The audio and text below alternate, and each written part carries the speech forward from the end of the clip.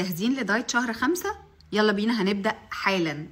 اولا احنا اتكلمنا كتير جدا جدا عن اهمية استغلال شهر 5 و6 في ان احنا نبتدي دايت، يعني اللي ما ابتداش يبتدي.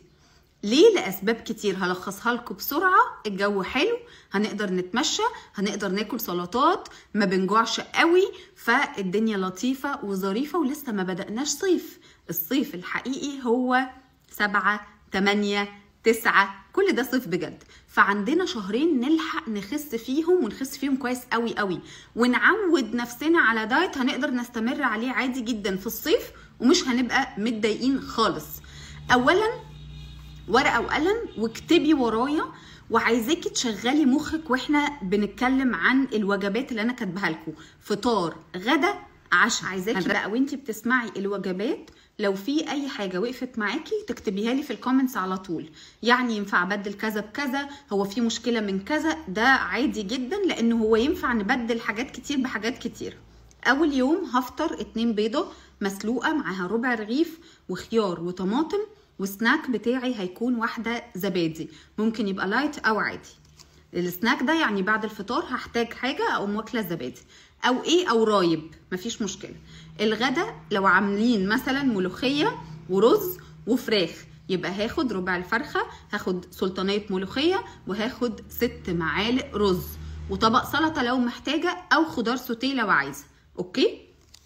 سناك تفاحه. العشاء علبه تونه متصفيه وسلطه، وممكن اخد معاها ربع رغيف لو عايزه، يعني ممكن تبقي مش عايزه وتبقي شاطره. فطار تاني يوم هفطر ايه؟ هفطر فول. عندي 4 معالق من الفول، هحط عليهم معلقه زيت واحده، زيت زيتون او زيت عادي. هاخد نص رغيف بلدي صغير وخيار. للسناك كمان شويه لما هحتاج سناك هاخد موزه واحده.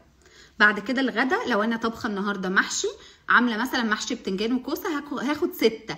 لو انا عامله كرنب او ورق عنب هاخد 12 صباع، معاهم سلطه واي بروتين انت عايزاه، فراخ، لحمه، سمك، براحتك بقى.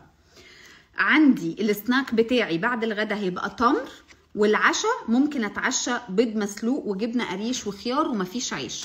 ايوه. بعد كده تالت يوم الفطار هيبقى جبنه قريش ونص رغيف ومعاها طماطم. السناك هيكون كوبايه لبن رايب او علبه زبادي، او لبن رايب وتمرتين. الغدا هيبقى باميه، هاخد منها سلطانيه مع اللحم، وهاخد 5 معالق من الرز، دول ثابتين معانا من 5 ل6، وطبق الباميه باللحمه والسلطه.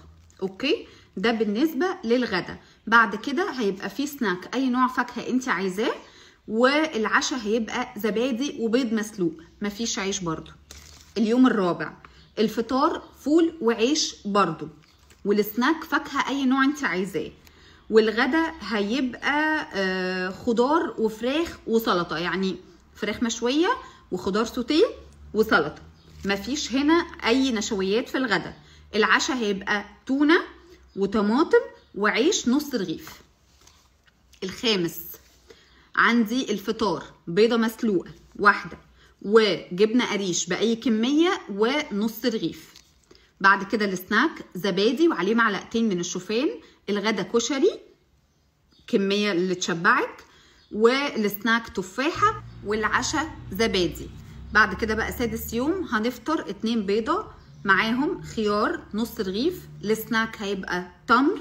الغدا مكرونه بشاميل. انا يعني تخيلت ان انتوا هتطبخوا مكرونه بشاميل، هتاخدي 6 شوكات، يعني 6 مرات بعمل كده بالطريقه اللي انت عاملاها، ما تعمليهاش لايت ولا دايت ولا اي حاجه. وطبق سلطه محترم، ولو بقى عندك فراخ برضو او كده تمام، ما عندكيش خلاص المكرونه البشاميل فيها اللحم. عندنا سناك ممكن ناخد كوبايه عصير جوافه محطوط عليها معلقه عسل او بسكر دايت. والعشاء هيبقى اي نوع جبنه بتحبيه مع ربع رغيف وشويه خس حلوين مع خيار.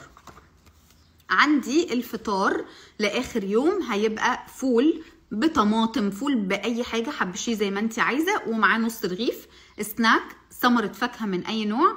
الغدا هيبقى سمك مشوي وسلطه، 5 معالق رز صياديه. والسناك هيبقى لبن رايب وتمر. والعشاء هيبقى بيضه وربع رغيف وخيار. بس كده. لو عايزه تزودي واحده زبادي تمام، مفيش مشكله. مطلوب منك ان انت تشربي ميه على قد ما تقدري. هتزودي من المشروب الاخضر اللي هكتبهولك في الكومنتس 2 أو 3 في الاسبوع. هنتحرك على قد ما نقدر. ده كده اول اسبوع هنمشي عليه. هعمل لكم مقترحات تانية للاسبوع اللي بعده ان شاء الله، واكتبوا لي في التعليقات انتوا عايزين تبدلوا ايه او تغيروا ايه، ومفيش مشكله هقول لكم كل التفاصيل. اي سؤال هجاوب عليه في الكومنتس. يلا بينا.